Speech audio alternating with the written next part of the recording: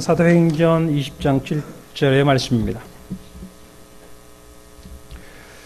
사도행전 20장 7절의 말씀 함께 나누겠습니다.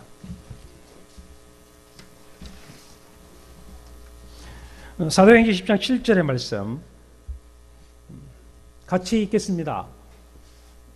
같이 읽습니다. 그 주간의 첫날에 우리가 떡을 때려 하여 모였더니 바울이 이튿날 떠나고자 하여 그들에게 강론할새 말을 밤중까지 계속하매. 아멘.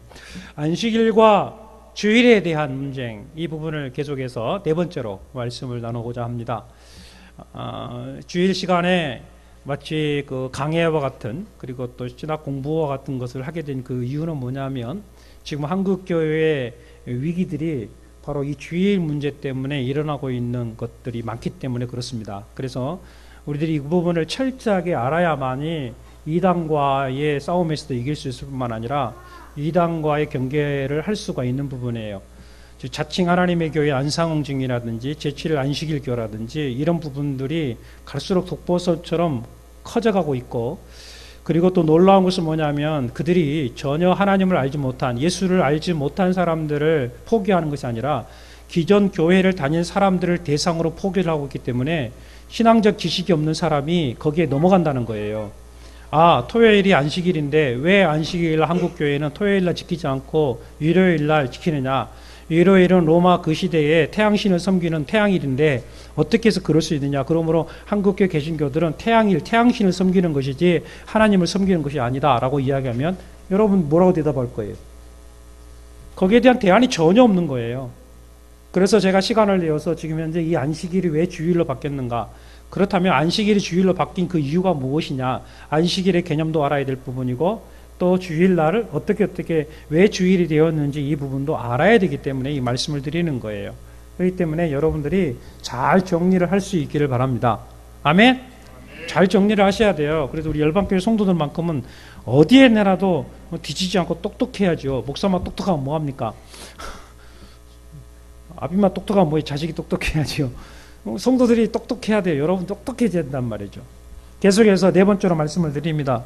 여러분들이 지난주에 했던 것들을 잘 정리를 하시기를 바라고, 정 모르신 분들은 유튜브를 들어가시거나 우리 열방교회 홈페이지가 있으니까 거기 들어가시게 되면 제가 했던 설교들이 다 거기 올라가 있어요.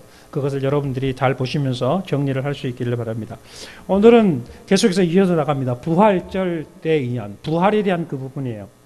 자, 예수 그리스도께서 십자가에 죽으시고 며칠 만에? 그거 정도는 아셔야죠. 며칠 만에? 대답이 확실한가 하는 거 보니까 여전히 잘 모르시는 것 같아요. 예수님이 죽은 자 가운데서 며칠 만에? 3일 만에 부활하셨어요. 맞아, 3일 만에 죽은 자 가운데 부활하셨어요. 부활하신 날이 무슨 요일이죠? 월요일? 깜짝 놀랐네. 일요일. 첫날, 주의 첫날, 일요일. 바로 일요일 날, 첫날, 한 주의 첫날, 안식일이 첫날이니까 안식일이 토요일이잖아요. 안식일이 첫날이니까 일요일 날 아침 새벽에 예수님이 부활하셨다는 거예요. 이 부활하신 그 날이 우리에게 어떤 날이냐 하면 생명이 주어지는 날이에요. 뭐가 주어진 날이요? 생명이 주어진 날이에요. 그래서 우리는 뭐에 대해 죽었다 그랬어요? 죄에 대해서 죽고 뭐에 대해 살았다? 의에 대해 살았다는 거죠. 그 예수 그리스도의 십자가의 죽으심이 뭐예요? 십자가의 죽음이 바로 나의 죽음이라는 거죠. 왜 십자가의 죽음이 나의 죽음이냐? 예수님의 죽음이 어떤 제물이요? 대속 제물, 속죄의 제물이라고 그랬죠. 속죄의 제물이라는 것은 뭐냐면 구약 제사 제도를 가게 되면 내가 죄를 범했어요. 죄를 범했을 때 그럼 내가 죽어야죠. 그 대신 나가 죽어야 되는데 나 대신 뭐를 데려왔어요? 집에서 키우는 양을 잡아왔단 말이죠. 양 새끼를 끌고 왔어요. 그러고 난 다음에 그 양을 제사장이 주게 되면 그 제사장이 안수를 하죠. 그러면서 나의 모든 죄를 그 양에게 대속을 해줘요. 무슨 말이죠? 그리고 난 다음에 제사장이 어떻게 해요? 그 양을 죽이죠. 그리고 그 흘리는 거 뭐예요? 피를 뿌리죠. 바로 이 양의 죽음은 누구의 죽음? 나의 죽음이라는 거죠. 뭐에 대한 죽음? 죄로 죽어야 될 나의 죽음. 바로 이 부분을 설명한, 이게 바로 속죄 제물이에요. 속죄 제물, 속죄 어린 양이라는 거죠. 그렇다면 예수 그리스도가 바로 속죄의 제물이라고 그랬어요. 이사야에서도 그렇고 성경 곳곳에 보게 되면 대속제물로, 속죄의 제물로 죽었다 그랬거든요. 그럼 결국은 예수의 죽음은 뭐의 죽음이다? 나의 죄에 대한 죽음이고 나에 대한 죽음이에요. 그래서 예수 그리스도의 죽음과 함께 내가 죽었어요. 자, 그렇다면 내가 죽었다면 살아야 돼요, 안 살아야 돼요? 살아야 되죠. 어떻게 살았어요? 예수 그리스도의 부활을 통해서 살아나게 된 거죠. 바로 예수 그리스도의 부활을 통해서 나에게 뭐가 주어졌어요? 생명이 주어졌어요. 어떤 생명? 새 생명이 주어졌다 그랬어요. 그래서 에베소서 1장 13절에 보게 되면 성령으로 인치심을 받았다. 인치가 저기 논쟁 거기에서 9번째를 넘기게 부활로. 그래서 성령의 속죄하면서 믿음으로 우리에게 주어졌다라고 그랬어요. 믿음으로. 바로 믿음만이 우리를 구원하는 것이죠. 바로 예수 그리스도 통하여 누구를 믿는 이 믿음은 어떤 믿음이냐면 예수 그리스도가 나를 대신하여 죽었고, 즉 예수 그리스도의 죽음이 나의 죽음이고 예수 그리스도의 부활이 나에게 새로운 생명이 주어지는 것을 내가 뭐합니까? 믿습니다라는 그 믿음이에요. 단순히 예수를 믿는다는 것이 아니라 바로 이거예요. 예수 그리스도의 부활을 통하여 나에게 새로운 생명이 주어짐을 내가 믿습니다 하는 그 믿음. 바로 예수 그리스도를 통하여서 구원이 주어졌다는 믿음. 예수 그리스도를 믿는 이 믿음으로 말미암아 나에게 구원이 줬다. 바로 이거예요. 그래서 에베소 2장 8절에 보면 너희가 그 은혜를 인하여 믿음으로 말미암아 뭐를 얻었다? 구원을 얻었나니. 뭐로 말미암아? 믿음으로 말미암아 구원을 얻었나니 이것은 너희에게서 난 것이 아니라 하나님의 뭐다? 선물이다라고 이야기를 하고 있어요. 행위가 아닌 믿음이라는 거죠. 그렇다면 여기에서 등장하고 있는 행위가 뭐예요? 행위. 이 행위는 어떤 행위일까요? 이 행위는 다른 말로 표현하면 율법이에요. 율법. 구약에 주셨던 그 율법으로 우리가 구원을 얻은 것이 아니라 무엇으로? 예수를 믿는 믿음으로 말미암아 구원이 주어졌다라는 이 사실을 성경 에베소서는 분명히 가르치고 있습니다. 바로 이 부분을 통해서 예수님은 그렇게 가르쳤고 당시 예수님 믿었던 수많은 제자들 역시도 그 부분을 초대교회 성도들에게 알려주었어요. 그래서 그 알려줬던 말이 16장 1절과 2절 말씀이에요. 자, 읽어보시다 같이 시작. 성도를 위하는 연보에 관하여는 내가 갈라디아 교회들에게 명령같이 너희도 그렇게 하라. 매주 첫날에 너희 각 사람이 수입에 따라 모아두어서 내가 갈 때에 연보를 하지 않게 하라. 여기서 보게 되면 사도 바울이 고린도 교회에게 설명했던 그 부분입니다. 매주 뭐예요? 첫날에라고 했어요. 이 매주 첫날, 개역개정에서는 매주 첫날이라고 있고 예전에 우리가 보았던 세번역 성경에는 안식일후 첫날이에요. 안식일후 첫날. 그렇다면 안식일후 첫날이면 매주 첫날이면 자 우리가 달력에 보더라도 매주 첫날은 무슨 요일입니까? 일요일. 바로 주일이에요. 주일날 초대교회 성도들이 뭐 했다고요? 각 사람에게 수입에 따라 모아라. 모아서 하나님께 예배하라 그랬죠. 연보하라. 자, 연보라는 헌금이시죠. 자, 헌금하는데 언제 헌금합니까? 하나님 앞에 예배 드릴 때죠. 그럼 결국은 초대교회, 이미 이 초대교회 때는 성도들이 언제 모였더라? 일요일 날 모였다는 거예요. 일요일 날. 왜 일요일 날 모였나? 바로 예수 그리스도께서 부활하신 날이기 때문에 그렇습니다. 바로 이 초대교회들은 안식일후 첫날에 이처럼 모인 겁니다. 그렇다 안식일후 첫날에 무엇을 했느냐 하면 뭐 했다고요? 부활의 주님을 전했다라는 거예요. 부활의 주님을 전했다. 바로 안식일후 첫날, 바로 주님께서는 주일날 부활하셨다. 그리고 그 부활하셨다는 예수 그리스도를 전과 함께 성도들이 모여서 뭐 했어요? 성찬 예식을 했어요. 함께 떡을 떼었다는 거죠. 왜 그러냐면 예수님께서 십자가에 달리기 전날 최후 심판하기 전에 제자들과 함께 성찬에 대한 예식을 이야기를 했거든요. 이 떡을 항상 나를 뭐하라? 기념하라 그랬거든요. 떡을 마시고 또 잔을 마실 때마다 너는 나의 죽으심, 나의 죽음에 대하여 기억하고 나의 부활을 기억하라라고 이야기하고 많은 사람들이 이것을 전하라고 했기 때문에 그래서 초대교회 때는 예배 때마다 무엇을 했느냐면 성찬 예식을 시행을 했습니다. 사실 초대교회는 그랬고 중세교회 때도 매 주일마다 성찬 예식을 했었어요. 그런데 요즘은 매주마다 성찬 예식을 해야 해요. 성찬 예식을 하지 않아요. 하지 않았던 그 이유가 있어요. 그 이유는 뭐냐면 저도 사실은 매주마다 성찬 예식을 하고 싶어요. 그런데 어떤 일이 벌어졌느냐 하면 성찬의식을 매주만 하다 보니까 사람이 뭐가 됐어요? 습관이 되어버렸어요. 습관이 되다 보니까 성찬의식의 그 영적 그 은혜를 경험하지 못한 채 그냥 아무 느낌 없이 서스름 없이 주의 살과 피를 먹고 마시고 그냥 즐겨버려요. 심지어는 고린도 교회는 그것이 더 많이 떡을 달라고 그러고 더 많이 포도주를 달라고 해가지고 그 문화가 되어버렸어요. 한국 교회에서도 이 조그마한 포도주 주니까 에이 이거 먹고 뭐 취하냐 좀 더 많이 좀 주지 이런 식으로 생각하는 사람들 있어요. 떡을 주셔도 마찬가지예요. 주려면 좀 먹음직스럽게 주지 조그마하게 주니까 얼마나 기분이 상하는지 이렇게 생각하는 경우가 있었거든요. 그 의식이 사라져 버렸거든요. 그래서 그 의식 때문에 문제가 생긴 거예요. 그래서 절기를 통해서 우리가 성찬의식을 하는 것이 좋겠다.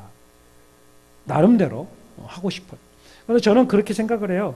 우리 교회는 나는 한편으로 그런 생각을 매달 첫 주는 성찬의식을 할까 하는 생각도 가져요. 왜냐하면 그 성찬의식을 통해서 주신 하나님의 그 영적 은혜가 굉장히 크거든요.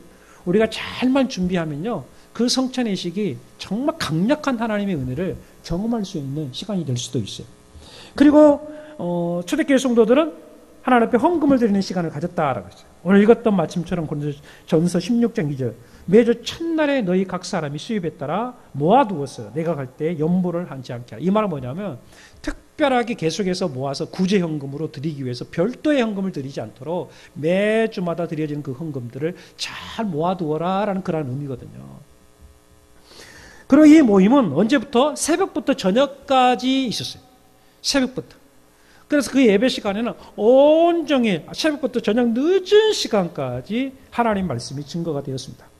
사도행전 20장 27절을 보게 되면 20장 7절을 보게 되면 밤중까지 하나님 말씀이 선포되다가 어떤 일이 벌어졌어요? 유두고가 3층 창문틀에 앉아 있다가 졸다가 떨어진 일이 벌어졌어요. 그래서 어떤 목사님들은 설교하다가 절면 죽습니다. 이렇게 설교하신 분들이 있는데 그 의미보다는 밤늦도록 성도들이 그렇게 하나님 말씀을 새벽부터 늦은 시간까지 말씀을 들었다는 게 초점에 맞춰지는 거거든요. 그러다 유두가 얼마나 졸아 피곤했으면 떨어졌겠습니까? 근데 죽었어요. 이 죽음으로 인하여 교회가 큰 위기가 있을 수 있죠. 그런데 바울의 간절한 기도를 통하여 유두가 다시 살아나죠. 바로 이를 통하여 하나님의 그 강력한 은혜, 성령의 역사가 그곳에 임했다는 사실을 우리가 말씀으로 볼 수가 있습니다. 그리고 그 새벽에 모여서 주일날 모여서 뭐 했느냐? 부활의 주님을 찬양했다. 그리고 더 나아가서 기도와 말씀과 찬양과 성도의 교제가 있었다는 거예요. 청도의 교제들이 있었다.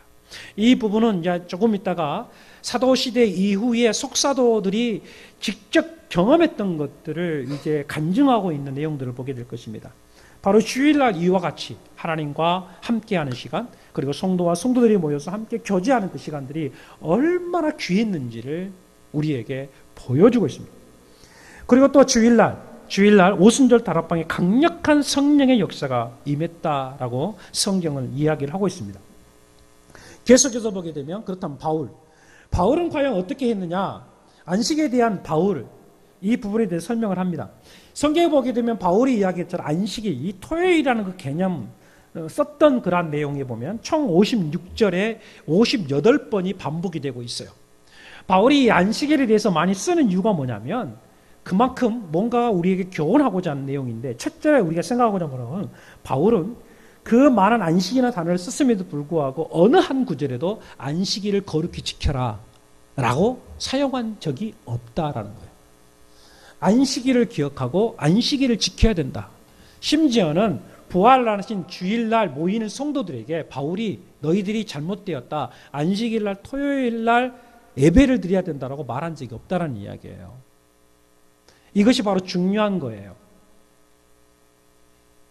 그런데 한 구절에 이런 구절들이 있습니다. 바울은 회당에 안식일에 들어가서 안식일날 회당에 들어가서 그들과 함께 했다는 기록들은 있습니다. 그렇다면 여기에서 안상홍 증인회나 제7일 안식일 교회에서는 이 부분을 들어서 말을 해요. 바울도 안식일날 회당에서 안식일을 지키지 않았느냐라는 거예요. 바로 이 부분이에요. 사도행전 18장 4절에 보게 되면 이렇게 표현합니다. 안식일마다 바울이 회당에서 강론하고 유대인과 헬라인을 권면하니라. 이들이 사용하고 있는 단어 중에 이거예요. 사도행전 18장 4절에 봐라, 바울도 안식일을 지키지 않았느냐. 그렇다면 바울이 지켰다고 한다면 한국교회 역시도 안식일 날 예배를 드려야 하지 않겠느냐라고 이야기를 할 수 있어요. 그런데 여기서 그치는 게 아니에요. 그렇다면 바울이 안식일 날 회당에 들어간 이유가 뭐였느냐? 바로 5절 말씀 보게 되면 유대인들에게 예수는 그리스도라 밝히 증언하였다. 이 말이에요. 가장 중요한 핵심의 단어가 이거예요. 그렇다면 바울이 안식일 날 회당에 들어간 이유가 뭐냐면 안식일에 가면은 누구를 만날 수 있어요? 유대인들을 만날 수 있어요. 어떤 유대인들? 예수를 알지 못한 유대인들. 율법에서 살고 있고 율법에 매여 있는 유대인들을 만나게 된다는 거죠. 바로 그 율법에 매여 있는 그들에게 누구를 전하는 거예요? 예수 그리스도를 전하는 거예요. 왜? 우리는 행위로 구원을 얻는 것이 아니라 누구를 통해서? 너희가 죽인 예수 그리스도를 믿음으로 말미암아 구원을 얻는다. 그러면서 우리에게 새로운 언약, 즉 에레미야 31장에 보게 되면 새 언약을 주셨거든요. 바로 율법의 언약이 아니라 새로운 언약, 예수 그리스도를 믿는 그 믿음의 언약으로 말미암아 새로운 피조물이 되어지고 하나님의 거룩한 백성이 된다는 사실을 바울은 전했다는 것이죠. 그렇기 때문에 바울은 안식일날 지키는 것이 아니라 안식일날 누구를 전했다? 부활하신 예수 그리스도를 전했다라는 거예요. 그리고 전함과 동시에 그는 주일날 모든 그리스도인들과 함께 모여서 하나님께 영광 돌리면서 부활의 주님을 찬양하고 성도의 교제를 나누며 성찬 이식을 거행했다라는 사실을 성경 곳곳에서 발견할 수 있습니다. 자, 바울의 고백을 한번 들어보십시다. 바울의 고백은 로마서 7장 4절에서 6절 말씀에 보게 되면 같이 읽어봅시다. 시작. 그러므로 내 형제들아 너희도 그리스도의 몸으로 말미암아 율법에 대하여 죽임을 당하였으니 이는 다른 이 곧 죽은 자 가운데서 살아나신 이에게 가서 우리가 하나님을 위하여 열매를 맺게 하려 함이라.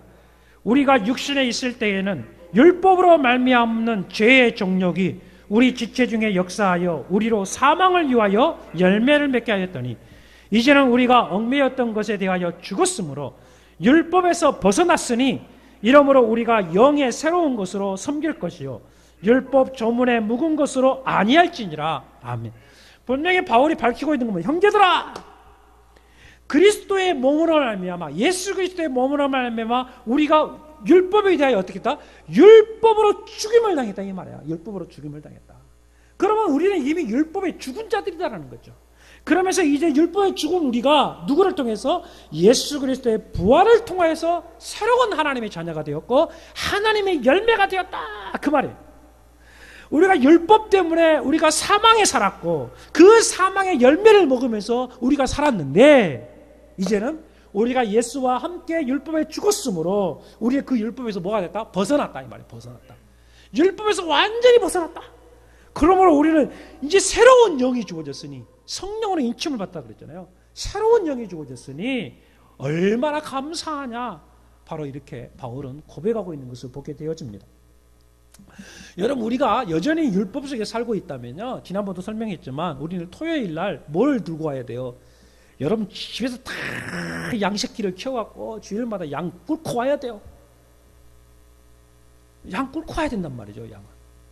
그러면서 그 양의 피의 제사를 드려야 돼요. 자, 뿐만 아니라 계속 사도행전 20장 6절 7절 말씀 같이 읽어봅시다. 시작. 우리는 무교절 후에 빌립보에서 배를 떠나 닷새 만에 드로아에 있는 그들에게 가서 이레를 머무니라. 그 주간의 첫날에 우리가 떡을 때려 하여 모였더니 바울이 이튿날 떠나고자 하여 그들에게 강론할세 말을 밤중까지 계속하며. 언제 모였다? 그 주간에 언제? 첫날. 그 주간의 첫날이 언제예요? 주일날이에요. 주일날 떡을 떼라 했다. 이 떡을 뗐다는 말은 아까도 말씀드렸죠. 성찬 예식. 이 성찬 예식은 예배 때만이 가능한 거예요. 그럼 하나님께 구원의 하나님 즉 부활하신 예수 그리스도를 기념하며 하나님께 예배한 날이 바로 주일이었다라는 사실을 우리는 성경에서 덧붙여서 볼 수 있습니다. 자, 그렇다면 사도 바울뿐만 아니라 요한, 예수님의 사랑하는 제자, 그 요한의 말을 한번 들어보죠. 계시록 1장 9절 10절 말씀 같이 읽습니다. 시작. 나 요한은 너희 형제여 예수의 환난과 나라와 참음에 동참하는 자라. 하나님의 말씀과 예수를 증언하였으므로 말미암아 밤모라 하는 섬에 있었더니 주의 날에 내가 성령에 감동되어 내 뒤에서 나는 나팔 소리 같은 큰 음성을 들었습니다. 여기서 주의 날이라는 건 언제일까요? 주의 날은 이미 사도들에게 있어서 예수 그리스도가 부활하신 날로 못이 박혀 있는 날이에요. 주의 날. 사망 권세를 깨뜨리시고 부활하신 날. 그 날에 사도 요한이 누구의 이끌림을 받았다? 성령의 이끌림을 받았다. 많고 많은 날 중에 왜 주의 날이냐고요. 여러분 이거 아니에요? 많고 많은 날. 그렇죠? 많고 많은 날. 그런데 성령의 이끌림을 받았던 날이 언제냐? 주일이었어요. 바로 주일이었어요. 그 주일날 하나님의 임재, 성령의 임재가 임했던 것을 보게 되죠. 골로새서 2장 16절 17절 말씀 같이 읽습니다. 그러므로 먹고 마시는 것과 절기나 초하루나 안식일을 이유로 누구든지 너희를 비판하지 못하게 하라. 이것들은 장래일의 그림자이나 몸은 그리스도의 것이니라. 주일날 사람들이 모이다 보니까, 안식일날 안 모이고 주일날 모이다 보니까 그것이 논쟁거리가 되어버렸어요. 근데 유대인들에게 논쟁거리가 되었고, 그리고 유대교회에서 오랫동안 몸담고 있다가 예수를 믿었던 사람들이 자꾸 갈팡질팡하는 거, 율법 때문에. 이것이 논쟁거리가 되고 그것 때문에 문제가 생긴 거였어요. 그래서 바울이 이 부분을 설명하는 거예요. 먹고 마시는 것, 절기나 초하루나 안식일을 이유로 누구든지 너희를 비판하지 못하라. 주일날 예비하는 이들을 비판하지 못하게 하라 이 말이에요. 그날이 생명의 날이기 때문에 이 부분을 분명하게 해요. 왜냐하면 이것들은 장래일의 그림자이나 몸은 그리스도, 뭐예요? 예수 그리스도를 위함이 되기 때문이다 라고 이야기를 하고 있는 것입니다. 여러분, 이 사실은 그 당시 복음이라는 것이 사도들도 마찬가지예요. 예수님의 그 베드로 역시도 하나님의 복음, 예수 그리스도의 구원의 복음이 유대인들에게만 한정이 된 줄 알았어요. 이방인들에게는 예수 그리스도의 복음이 전해지지 않는 것으로 여겼거든요. 그런데 디아스포라, 즉 흩어져 있는 그리스도인들, 이게 로마의 핍박과 유대인들의 그 핍박에 이기지를 못해서 그리스도인들이 이곳저곳으로 막 흩어졌단 말이죠. 흩어졌던 그리스도인들이 이방에 들어가서 복음을 전했어요. 예수 그리스도가 죽은 자 가운데 다시 부활하셨다. 이 소식을 들었던 이방인들이 예수 그리스도를 믿기 시작을 한 거예요. 그래서 안디옥이라는 그 지역에 수많은 그리스도인들이 생겨났고, 그리고 그 안디옥이라는 그 지역에서 예수 그리스도를 믿을 때에 성령의 역사들이 일어나고 있는 사실을 예루살렘 교회 베드로를 비롯한 사도들이 그걸 듣게 되었어요. 그래서 야, 이상한 일이 났다. 어떻게 이방인들에게 이렇게 성령의 역사가 임하고 예수 믿는 역사가 일어나지? 그러면서 이건 조사하는 유언이 필요하다 해서 바나바와 바울을 조사위원으로 파송을 했어요. 너희들이 가봐라. 정말 그런 일들이 일어났는가? 가서 보아라 했더니만 바울과 바나바가 그곳에 가보았더니 실질적으로 안디올에 예루살렘에 임했던, 마가의 다락방에 임했던 강력한 성령의 역사가 그곳에 임하겠다는 사실을 알게 되었어요. 그러면서 예수님의 구원의 능력이 나타났고 성령의 강력한 은혜가 임하자 예루살렘에 그와 같이 보고를 했어요. 그래서 예루살렘 성도들에게, 특히 베드로 같은 경우에는 이거는 정말 너무나 희한한 역사다. 어떻게 유대인들에게만 임해야 될 그 구원의 역사가 이방인들에게 임하게 되느냐? 그렇다면 예수 믿는 이 이방인들을 우리가 어떻게 해야 되느냐? 이 부분에서 고민을 하다가, 자, 그렇다면 이렇게 설명할 수 있어야 돼요. 우리가 가지고 있는 율법을 그들이 지키게 하자. 이렇게 했어야 돼요. 그게 맞겠죠. 그러나 그들은 그렇게 이야기하지 않았습니다. 성경에 보면 사도행전 15장 28절 29절 말씀 보게 되면 계속해서 이야기를 하고 있어요. 특별히 28절 보면 성령과 우리는 이 요긴한 것들 외에는 아무 짐도 너희에게 지우지 아니하는 것이 옳은 줄 알았나니, 이렇게 표현하거든요. 율법에 대한 짐을 너희들에게 지우는 것이 옳지 않다, 이 말이에요. 율법의 짐을 너희에게 지우는 것이 옳지 않다. 그러면서 그들에게 대신 경계해야 될 것이 뭐냐면 우상의 제물과 피를 마시는 것과 목매어 죽인 것과 음행을 멀리할지니라, 이렇게 가르쳤어요. 왜냐하면 이게 이방신들이 접촉하다 보니까 그 이방신들로 인하여서 그 자신들의 그 성결적인 부분들이 다 상실되었던 거거든요. 그래서 예수 그리스도를 믿는 그리스도인들은 우상의 제물, 모든 나라들이 그 우상의 제물로 인하여서 온 것들이 고기 같은 것들, 피를 마시는 행위, 그리고 그 피를 흘리는 그 짐승을 먹는 행위, 이러한 부분들이 다 우상의 제물로 우상 숭배와 연관되어 있어요. 그래서 그 우상 숭배로 너희들이 더럽히지 아니하고 오직 예수 그리스도의 구속의 은혜 안에 살 수 있는 것만 너희들이 지켜라, 이렇게 가르쳤거든요. 바로 이게 복음이에요. 자, 그렇다면 지난번에 말씀드렸죠. 우리들도 이방인이라는 거죠. 그렇다면 우리 이방인도 우리가 경계해야 될 게 뭐예요? 바로 우상을 경계하는 거죠.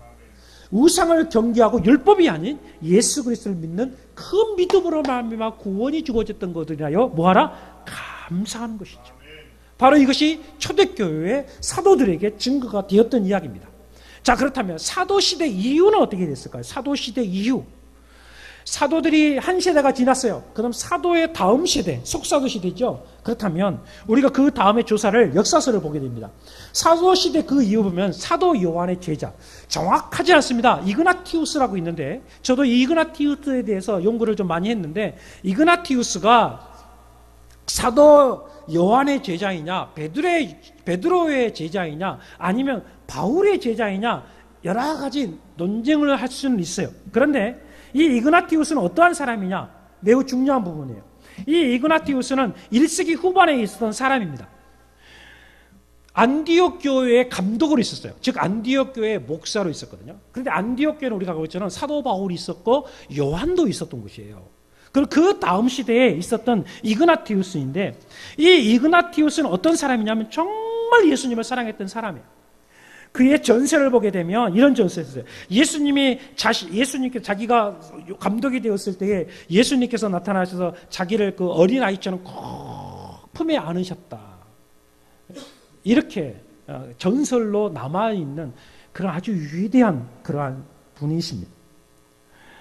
정말 예수님을 사랑했던 그러한 분이죠. 그런데 이 이그나티우스는 결국 순교를 하게 되었는데요. 이 순교하는 그 과정 속에 이그나티우스가 남겼던 글이 있습니다. 여러분 한번 들어보십시오. 이그나티우스가 순교 직전에 어떤 고백을 했느냐 하면 이렇게 고백하고 있습니다. 내가 모든 교회들에게 쓰노니 반드시 명심하라. 나는 기꺼이 하나님을 위하여 죽을 것이다. 너희는 방해하지 말라. 내가 너희에게 간곡히 청하노니 나에게 적절하지 않는 호의를 베풀려고 하지 말라. 그냥 짐승들의 밥이 되도록 놓아두어라. 그 일을 통해 나는 하나님께로 이르게 될 것이다. 나는 하나님의 미랄이다. 그러니 짐승들의 이빨이 나를 가루로 부수어 그리스도의 순전한 빵이 되도록 하라. 그러면 세상이 내 몸을 보지 못하게 될 때 나는 그리스도의 참된 제자가 될 것이다. 나를 위해 그리스도께 기도하라. 이 방법으로 내가 하나님께 희생 제물이 될 수 있도록 나는 베드로와 바울처럼 너희들에게 명령하지는 않는다. 그들은 사도들이었다. 그러나 나는 비참한 사람이다. 그들은 자유자들이지만 나는 아니다. 지금도 나는 노예일 뿐이다. 그러나 내가 고통을 당한다면 그리스도께서 나를 자유의 사람이 되게 하실 것이고 그리스도 안에서 나는 자유로운 몸으로 다시 일어나게 될 것이다. 바로 이런 신앙 고백을 했어요. 그러면서 꼭 이야기합니다. 이제 나는 그리스도의 제자가 되기를 시작하고 있다. 그러니 보이는 것이나 보이지 않는 것이나 어떠한 것도 내가 그리스도 예수에게 가야 하는 것을 시기하지 말게 하라. 불이나 십자가라도 짐승의 무리들이라도 찢음이나 부서뜨림도 뼈가 어긋나고 사지가 자르고 온몸이 산산이 부서지고 마귀의 잔인한 고문들이 나에게 떨어지게 하라. 그래서 오직 나를 그리스도에게 이르게 하라. 세상의 모든 쾌락도 지상의 모든 왕국들도 내게는 아무 유익이 없다. 나는 세상 모든 끝까지 다스리는 것보다 예수 그리스도를 위하여 죽는 것이 훨씬 더 좋다. 만일 그가 모든 세상을 얻고도 자신의 생명을 잃으면 그에게 무엇이 유익할까? 나는 나를 위하여 죽으신 분을 찾고 믿으며 우리를 위하여 다시 사신 분을 열망한다. 이것은 나에게는 아주 큰 이익이다. 그러니 형제들이여 부탁하건대 나를 살리려고 하지 마시오. 내가 죽은 상태로 있는 것을 바라지 마시오.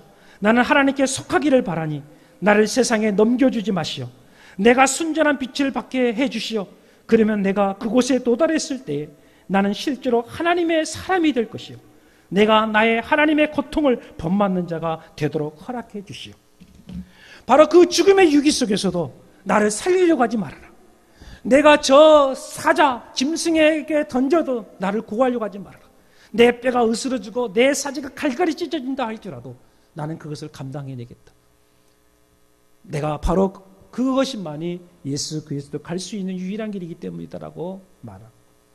바로 이그나티우스, 주님을 사랑했던 이그나티우스, 정말 주님의 제자로서의 삶을 살고자 했던 그 이그나티우스가 했던 말이 바로 이겁니다. 주일에 대하여 그가 이렇게 고백합니다. 우리는 더 이상 안식일을 준수하지 않았고, 분명하게 밝히고 있습니다. 우리는 더 이상 안식일을 준수하지 않았고 주일을 준수하는 새 희망을 소유하게 되었다. 이 주일에 우리들의 생명도 그리스도와 그의 죽음으로 말미암아 다시금 영솟음쳤다. 이게 바로 초대교회 성도들의 신앙 고백이었습니다. 주일날 모일 때마다 예수 그리스도의 생명을 인하여서 영솟음쳤다. 기쁨의 영솟았다.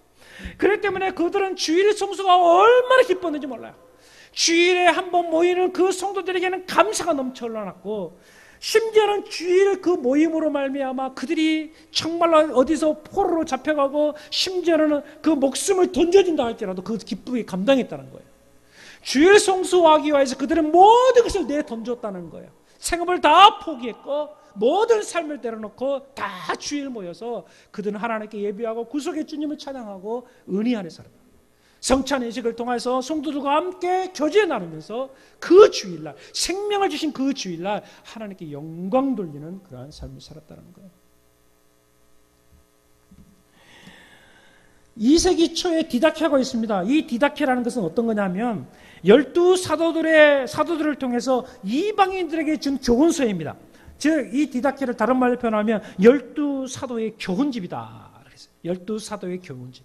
그렇기 때문에 어쩌면 이 12사도의 교훈집은 성경과 같은 그러한 정통성을 가지고 있는 그런 책입니다. 그 디다케에 이렇게 예배 지침서가 되어 있는데 그 예배 지침서를 보게 되면 주일에 대한 개념이 나와요. 어떻게 기록되어 있느냐면 매주 주일마다 떡을 떼고, 정확하게 이야기합니다. 매주 주일마다 떡을 떼고 너희의 제사가 순결하게 되도록 너희의 범죄를 고백한 후에 감사를 드리도록 하라라고 기록해 놓고 있음을 보게 되어집니다. 주일날 너희들이 하나님께 구원의 하나님께 모여서 순전한 제사를 하나님 앞에 드리는 삶을 살아라, 이렇게 표현하고 있습니다. 결론으로 말씀드립니다. 여러분, 우리 주보에 보게 되면 주보에도 제가 12사도의 교훈 디다케 14장 1절이라는 말씀을 기록해 놓았습니다. 14장 1절 보면 1. 주님의 주일마다 여러분들은 모여서 빵을 나누고 감사를 드리시오. 그러나 그 전에 여러분의 범법들을 고백하여 여러분들의 제사가 깨끗하게 되도록 하시오. 2번, 자기 종류와 더불어 분쟁거리를 가진 모든 이는 그들이 화해할 때까지는 여러분들의 제사가 더럽히지 않도록 여러분의 모임에 함께하지 말도록 해야 됩니다. 지금 무슨 말하냐면 사람들끼리 죽도록 싸워놓고 그 사람이 회개하지 않고 예배 들어오지 못하게 하라는 거예요. 왜? 예배라는 그 공동체가 변질이 되기 때문에 그러는 거예요. 그래서 회심하고 돌아오게 하라, 회개하고 돌아오게 하라라는 그 철저하게 이 예배가 순결의 제사로 맞춰져 있는 것을 보게 돼요. 세 번째, 이는 주께서 말씀하신 것이다. 이는 주께서 말씀하신, 어떤 말씀하냐? 언제 어디서나 나에게는 깨끗한 제사를 바쳐야 한다. 왜냐하면 나는 위대한 왕이며 내 이름은 백성들에게 놀랍기 때문이다. 주께서 말씀하시도다. 주일에 대한 그 부분을 우리 주님이 분명하게 말씀을 하고 있다는 이야기죠. 사랑하는 여러분, 바로 초대교회와 많은 성도들이 주일날 이와 같은 신앙 고백을 가지고 예배를 드렸는데 오늘날 우리 자신 스스로를 한번 돌아볼 필요가 있어요. 우리가 예배를 드리는데 주일날 왜 드리느냐 이 말이에요. 주일날 예배 드리는 나의 모습은 어떠한가를 생각해 보아야 돼요. 단지 주일